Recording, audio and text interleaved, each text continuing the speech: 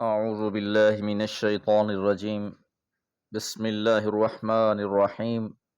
سبح لله ما في السماوات وما في الأرض وهو العزيز الحكيم. هو الذي أخرج الذين كفروا من أهل الكتاب من ديارهم لأول الحشر ما ظننتم أن يخرجوا وظنوا أنهم مانعتهم حصونهم من الله فأتاهم الله من حيث لم يحتسبوا وقذف في قلوبهم الرعب يخربون بيوتهم بأيديهم وأيدي المؤمنين فاعتبروا يا أولي الأبصار ولولا أن كتب الله عليهم الجلاء لعذبهم في الدنيا ولهم في الآخرة عذاب النار ذلك بأنهم شاقوا الله ورسوله ومن يشاق الله فإن الله شديد العقاب۔ سورہ الحشر کی پہلی 4 آیات ترتیب قرآن کے لحاظ سے یہ 59ویں سورت ہے، 24 آیات پر مشتمل ہے۔ اس سے ماقبل سورت المجادلہ میں ان لوگوں کا تذکرہ ہوا جو اللہ اور اس کے رسول کی مخالفت کر رہے تھے۔ اب ایسے لوگوں کا اس سورہ مبارکہ میں انجام بیان کیا جا رہا ہے۔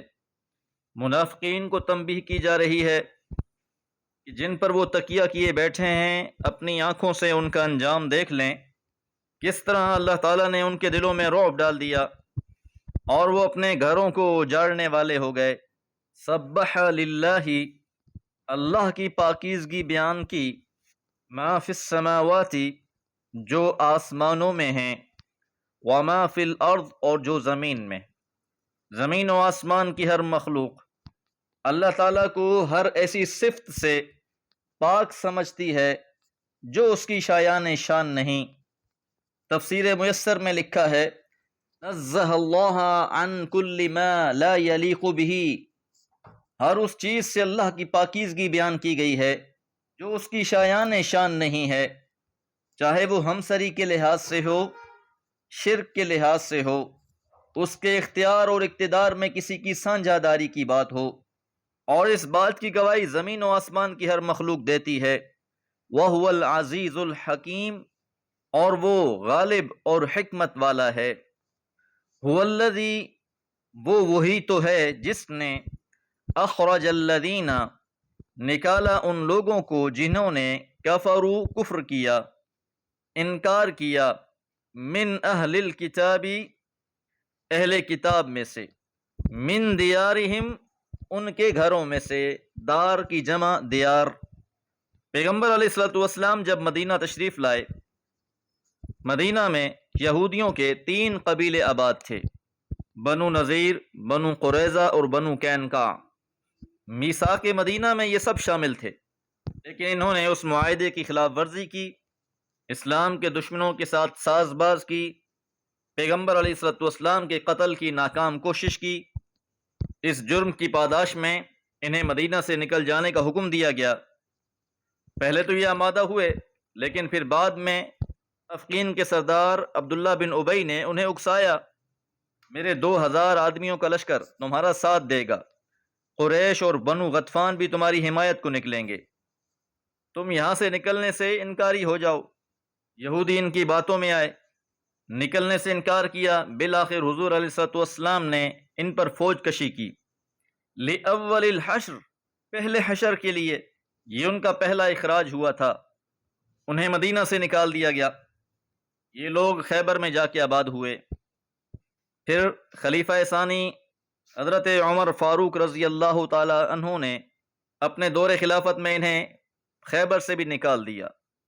ما ظننتم، تم نے گمان نہیں کیا تھا، ان یخرجوا، کہ وہ اپنے گھروں سے نہیں نکلیں گے۔ اب یہاں سے خطاب منافقین سے ہے جن کو یہودیوں پر اور قریش مکہ پر بڑا اعتماد تھا، یہ ایک دوسرے کے سہارے بنے ہوئے تھے، تو ان کا تو گمان یہی تھا کہ ان کے اکسانے سے یہ لوگ اپنے گھروں سے نہیں نکالے جائیں گے۔ انہم مانعتہم حصونہم من اللہ، بلا شبہ انہیں ان کے قلعے بچانے والے ہیں اللہ سے، کہ ان کے جو بلند و بالا قلعے تھے، اونچی اونچی دیواریں بنا رکھی تھیں، تو منافقین نے گمان کر رکھا تھا کہ ان کا دفاع بہت مضبوط ہے، انہیں کوئی نکال نہیں پائے گا۔ تو تمہارا کیا خیال تھا کہ اللہ کے عذاب سے، اللہ کی پکڑ سے ان کے قلعے انہیں بچا لیں گے؟ فَأَتَاهُمُ اللَّهُ، بس آئے اللہ تعالی، من حیث لم یحتسبوا، ایسی جگہ سے جہاں سے انہوں نے گمان بھی نہ کیا تھا۔ یہ اللہ کا قہر ایسے انداز میں آیا، ان کے وہم و گمان میں بھی نہ تھا۔ وَقَذَفَ فِي قُلُوبِهِمُ الرُّعْبَ، اور ان کے دلوں میں روب ڈال دیا، ان کے دلوں میں ڈر بیٹھ گیا۔ يَخْرِبُونَ بُيُوتَهُمْ، وہ اجاڑنے لگے اپنے گھروں کو، بِأَيْدِيهِمْ، اپنے ہی ہاتھوں سے، وَأَيْدِي الْمُؤْمِنِينَ، اور مومنوں کے ہاتھوں سے۔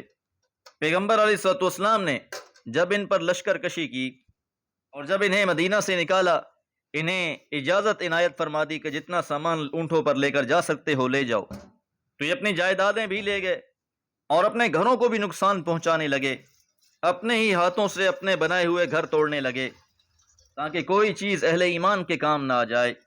مکانوں کی چھتیں اکھیڑنے لگے، دروازے اور کھڑکیاں توڑنے لگے۔ تو ایک طرف تو مال کی حرص تھی، دوسری طرف اسلام دشمنی بھی۔ فَاعْتَبِرُوا، پس عبرت حاصل کرو، یا اولی الابصار، اے آنکھیں رکھنے والو۔ کہ منافقین کو پھر تنبیہ کی جا رہی ہے کہ ان کے حال سے عبرت سیکھو۔ وہ بھی مضبوط قلعوں میں محفوظ سمجھتے تھے خود کو، وہ بھی سمجھتے تھے کہ منافقین ان کا سہارا بن جائیں گے، مشرکین مکہ ان کا ساتھ دیں گے، لیکن اللہ کا لشکر غالب رہا، وہ مغلوب ہوئے اور انہیں مدینہ چھوڑنا پڑا، شیطان کے لشکر کو شکست ہوئی۔ وَلَوْلَا أَن كَتَبَ اللَّهُ، اور اگر اللہ تعالیٰ نے نہ لکھ دی ہوتی، عَلَيْهِمُ الْجَلَاءَ، ان کے مقدر میں جلاوطنی، لَعَذَّبَهُمْ فِي الدُّنْيَا، تو ان کو دنیا میں ہی عذاب دیتا۔ یہ اللہ تعالیٰ کی طرف سے ان کے لیے رعایت تھی کہ ان کو جلاوطنی کی سزا دی گئی، اس کی حکمت تھی تاکہ یہ عبرت حاصل کرنا چاہیں تو کر لیں، اور اگر اللہ تعالیٰ کی طرف سے یہ جلاوطنی مقدر نہ ہوتی تو جس طرح پچھلی قوموں کو، قوم عاد اور قوم سمود کو، مدین والوں کو اور قوم فرعون کو نیست و نابود کر دیا گیا تھا، یہ بھی کسی ایسے عذاب میں مبتلا ہو جاتے۔ وَلَهُمْ فِي الْآخِرَةِ، اور ان کے لیے آخرت میں عذاب النار، دوزخ کا عذاب ہے۔ تو جو انہیں دنیا میں سزا دی گئی ہے، ان کے لیے یہی کافی نہیں ہے، بلکہ ان کے لیے جہنم بھی تیار ہے۔ وجہ کیا ہے؟ ذَلِكَ بِأَنَّهُمْ، یہ اس وجہ سے کہ بلا شبہ انہوں نے شاق اللہ، اللہ کی مخالفت کی، وَرَسُولَهُ، اور رسول کی مخالفت کی۔ یہ اللہ تعالیٰ اور رسول کے مقابلے میں کھڑے ہو گئے، ان کی مخالفت میں انہوں نے کمر کس لی تھی۔ وَمَن يُشَاقِ اللَّهَ، اور جو بھی اللہ کی مخالفت کرے گا، فَإِنَّ اللَّهَ، پس بلا شبہ اللہ تعالی، شدید العقاب، سخت سزا دینے والے ہیں۔ تو جو لوگ اللہ اور اس کے رسول کی مخالفت کرتے ہیں، ان کے لیے دنیا میں بھی سزا ہے، دنیا میں بھی ذلت ہے، اور آخرت میں بھی ان کے لیے عذاب ہے۔ دعا ہے اللہ تعالی ہم سب کو نصیحت حاصل کرنے کی توفیق عطا فرمائے۔ وما علیہ الا البلاغ۔